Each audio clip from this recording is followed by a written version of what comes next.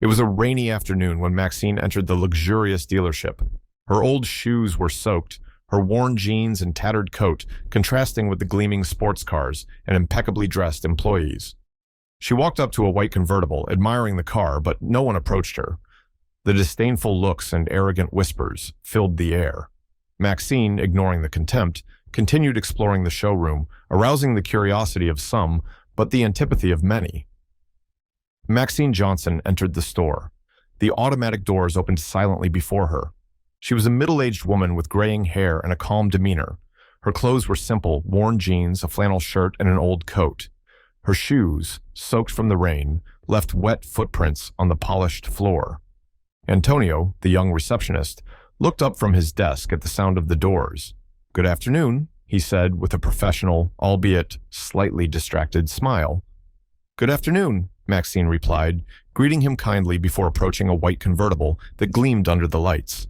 She ran her hand over the hood of the car, admiring the impeccable paint job. Across the room, Juanita and Miguelina, two of the main salespeople, watched the scene with disdainful expressions. Juanita, a tall woman with an easy smile, murmured something to Miguelina, who discreetly laughed.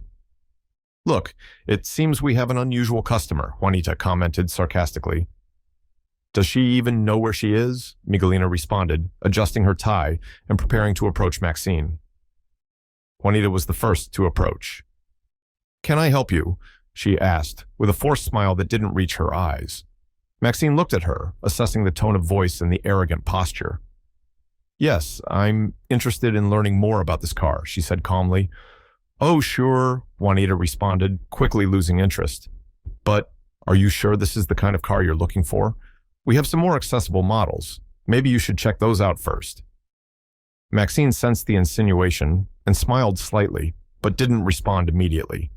Instead, she continued examining the car, opening the door and looking at the luxurious interior. Meanwhile, Antonio watched the interaction from his desk, feeling uncomfortable with Juanita's attitude, but unsure how to intervene. He always tried to treat all customers with respect, regardless of their appearance, but he knew not everyone in the store shared that philosophy. "I'd really like to know more about this model," Maxine insisted, ignoring Juanita's suggestion. Juanita shrugged and began reciting the car's specifications, not bothering to hide her impatience. "Interesting," Maxine murmured, gently closing the door. "And the price?" "Well, you know," Juanita said, glancing at Miguelina, who was still laughing quietly. "This car isn't cheap. We're talking about around $200,000. Maxine nodded, seeming thoughtful. "I understand. And what about financing details?" Juanita sighed, clearly irritated by having to spend so much time with someone she believed wasn't a serious buyer. "I can look up that information, but I really suggest you check out some more accessible models first." Maxine thanked her with a smile and left the dealership, feeling the stares on her back. She knew she had been judged not just by her appearance, but also by the color of her skin. But she didn't let it bother her. She had bigger plans, and this visit was just the beginning. Antonio watched Maxine leave, feeling a pang of guilt for not having done more. He wondered who she really was and what brought her there, but one thing was certain. That interaction would leave a lasting mark on the dealership in a way no one could foresee. 2 days had passed since Maxine's visit to the dealership. The sun shone brightly that Tuesday morning, and the showroom was busier than usual. Maxine returned to the store, again dressed simply. This time she wore a cotton shirt and clean jeans, but still without the sophistication of the dealership's usual customers. She entered through the main door, feeling the curious and disdainful looks once again settle on her. Antonio was at the reception, typing something on his computer. He looked up and immediately recognized Maxine. "Good morning," he said, giving a genuine smile. "Good morning," Maxine replied, appreciating the kindness in his voice. Before Antonio could say anything else, Juanita appeared beside him, interrupting the interaction. "You again?" she said in a surprised but still condescending tone. "Did you come back to see the more accessible models I mentioned?" Maxine remained calm, ignoring the sarcasm. "Actually, I'd like to speak with the manager this time. Is she available?" Juanita, clearly irritated by Maxine's persistence, replied, "Miss Garcia is in a meeting right now. but I can see if she can attend to you later. I'll wait, Maxine said, crossing her arms patiently. Juanita shot a look at Miguelina, who was attending to another customer. Miguelina smiled, amused by the situation. Meanwhile, Antonio felt increasingly uncomfortable with his colleagues' attitudes. Are you sure you want to wait? It might take a while, Juanita said, trying to dissuade Maxine. I have all the time in the world, Maxine replied firmly. Seeing that Maxine wouldn't give up, Juanita shrugged and returned to her post, leaving Maxine standing in the middle of the showroom. Antonio, sensing the tension, got up and approached Maxine. Can I offer you a coffee while you wait? He asked, trying to ease the situation. That would be great. Thank you, Maxine said, appreciating the gesture. When Antonio returned with the coffee, Maxine was standing next to a black sedan, admiring the leather interior. Here you go, Antonio said, handing the cup to Maxine. This is one of my favorites. The design is really elegant. Maxine smiled, accepting the coffee. I agree. It's an impressive car. They stayed silent for a moment, just appreciating the beauty of the vehicle. Antonio felt a growing curiosity about Maxine. Who was she really? What brought her there, insisting on being attended to despite the indifference of the others? If you don't mind me asking, Antonio began hesitantly, what brings you back here? It seems you really want one of these cars. Maxine took a sip of coffee before answering. I've always had a passion for cars, but it's not just that. I'm here to see how people are treated. Sometimes appearances can be deceiving. Antonio was intrigued by the answer. There was more to this situation than he could perceive at first glance, but before he could ask more, Juanita reappeared, interrupting the conversation. Miss Garcia is available now. I'll take you to her office, Juanita said with a displeased expression. Maxine thanked Antonio with a nod and followed Juanita to the manager's office. Miss Garcia, a middle-aged woman with graying hair and an authoritative air, was sitting behind a large wooden desk. Miss Garcia, this is Maxine, Juanita announced, still with a touch of disdain in her voice.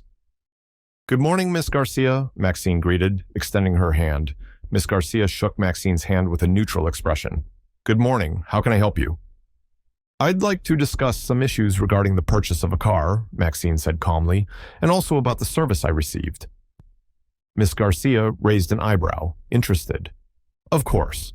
Please take a seat. Maxine settled into the chair in front of the manager's desk, feeling the tension in the air. She knew the revelation would come soon, but she wanted to give everyone the opportunity to show who they really were. For now, she would wait, observing every move, every word. On Saturday morning, the dealership was even busier. The rain of the previous days had given way to bright sunshine, and the natural light flooded the showroom, making the cars shine like jewels. Maxine entered through the main door, again wearing her simple clothes, but this time she wasn't alone. Beside her was Ricardo, an elegant man with graying hair, dressed in an impeccable suit. Ricardo exuded confidence and authority, immediately drawing the attention of all the dealership employees. Antonio was attending to another customer, but his eyes widened when he saw Maxine and Ricardo enter together. He knew something important was about to happen. Juanita, always attentive to new customers, quickly approached the two people. Good morning, folks. How can I help you today? She ignored Maxine and focused on Ricardo, assuming he was the buyer. Ricardo smiled politely. We'd like to speak with the manager, please. Of course.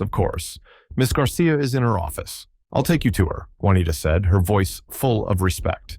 As they followed Juanita to the office, Antonio continued observing, sensing the tension in the air. He knew Maxine was planning something, but had no idea what.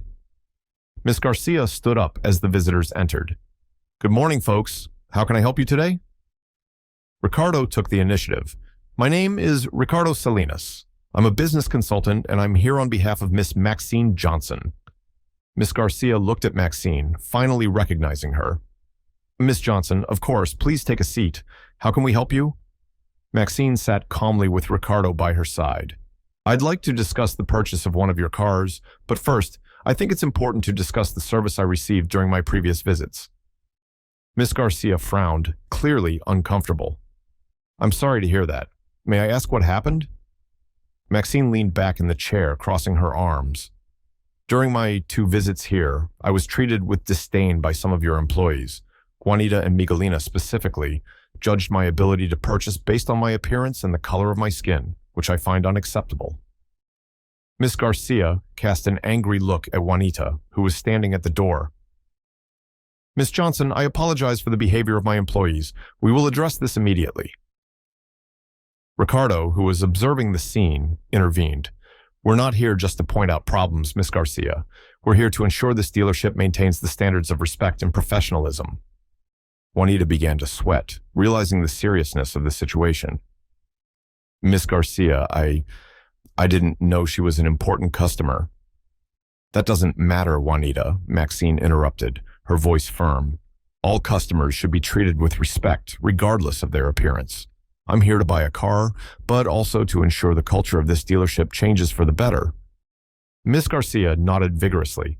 I completely agree, Miss Johnson. We will make the necessary changes.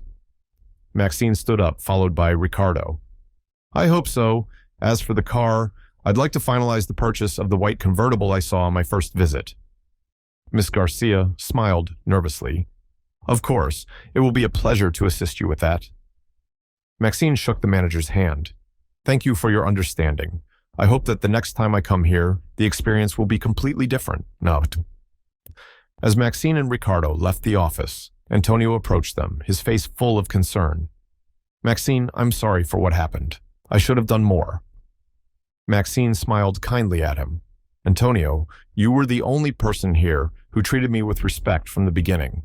I appreciate that. Keep being who you are. Antonio smiled, relieved, as Maxine and Ricardo left the dealership. The sun shone brightly outside, symbolizing new hope. For Maxine, that visit was an important step towards changing attitudes. For the dealership, it was a moment of reflection and learning. That day, Maxine not only bought a car, but also planted the seed of a necessary change. She knew that true wealth lay in how we treat each other, and she was determined to show that to the world, one step at a time. The next morning, the dealership was in a frenzy of unusual activities. Maxine Johnson's visit and her shocking revelation left everyone on high alert. Miss Garcia gathered the employees for an emergency meeting in the showroom. The serious expression on her face indicated the gravity of the situation. Good morning, everyone, she began, looking around. Yesterday, we had a very significant visit. Miss Maxine Johnson, a customer many of you treated inappropriately, is actually the owner of the factory that produces our cars.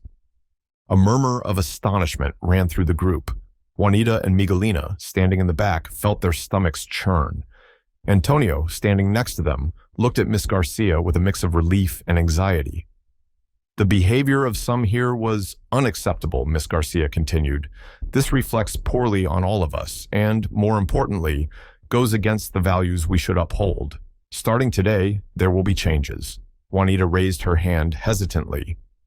Miss Garcia, I'd like to apologize for my behavior. I didn't realize the seriousness of the situation. Miss Garcia looked at her firmly. I'm sorry, Juanita, but apologies are not enough. Your attitude cannot be justified. You and Miguelina are fired with immediate effect. The room fell into absolute silence. Juanita and Miguelina were left speechless, unable to articulate a response. Antonio watched, feeling a mix of justice and sadness. They had made serious mistakes, but they were still his colleagues. For the rest of you, Miss Garcia continued, we expect exemplary behavior from now on. We want this dealership to be known for respect and professionalism. We will focus on serving our customers in the best possible way. After the meeting, the employees slowly returned to work, murmuring about the recent events. Antonio went to his desk, but his mind was filled with thoughts about Maxine and the lesson she had brought for everyone. That afternoon, to everyone's surprise, Maxine returned to the dealership, this time dressed in an elegant suit. She looked completely different, but the kindness in her eyes remained the same. Antonio was the first to see her and ran to greet her. Maxine, what a surprise to see you again, he said, smiling. Hello, Antonio, Maxine replied, shaking his hand. I came to pick up my new car, but also to see how things are going. Antonio led her to Miss Garcia, who was in her office, visibly nervous.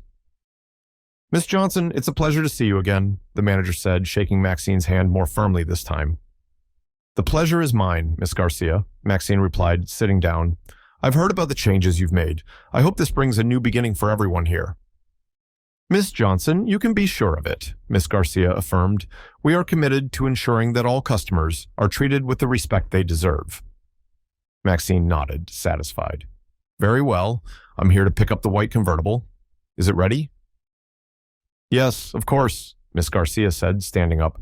I'll accompany you to it. They walked together through the showroom where the employees watched with admiration and respect. The white convertible was prepared and shining, ready to be delivered to Maxine. She smiled as she saw the car, feeling a wave of satisfaction. It's perfect, Maxine said, stroking the hood of the car. Antonio, who was nearby, approached with an envelope in hand. Maxine, here are the car's documents. Everything is ready for you.